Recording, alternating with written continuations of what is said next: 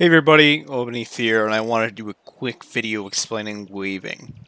So if you don't know what weaving is basically an auto attack animation cancel in which you want to use a skill at the earliest possible moment of your auto attack animation as you can. Now, why would you want to weave and who can weave? Well, any class can weave as long as they're fast enough in their attack speed. So generally speaking, for example with the greatsword, you want to be at least 2.1 attack speed or faster.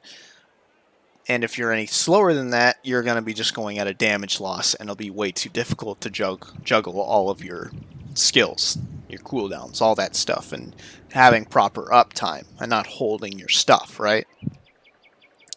Weaving is mostly for more damage, but some classes actually have advantages that become even more staggering as like we go in on it.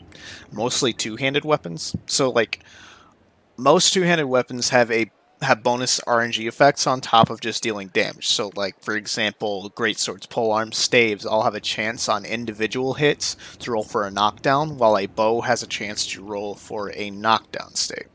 The most important thing to take note of is that each weapon has their own individual hit count. So like great swords have 3 hits in one auto attack. You can see right there, very slow 3-strike weapon. While polearms have 4 hits in one auto attack, and I don't have a polearm on me, so I can't show you. So when you're rolling for a knockdown on a greatsword, it rolls on each individual hit. So in one auto attack, you're rolling 3 times for a knockdown. Weaving effectively makes that 4 hits, and 5 hits for polearms. So not only are you boosting your DPS, you're also boosting your CC potential, especially on Templar with break power. Everyone loves a Templar with break power smacked onto that bastard. So here, I'm going to go ahead and show you the difference between mashing your skills and weaving your skills, both on a timer of 1 minute. And it'll start right when I hit this dummy here.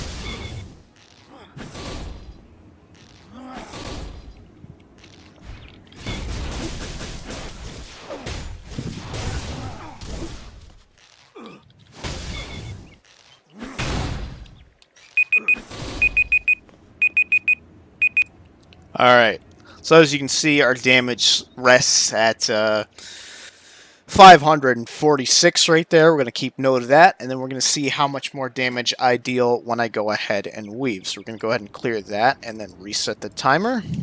And then the timer will start again once I smack this. Whoop.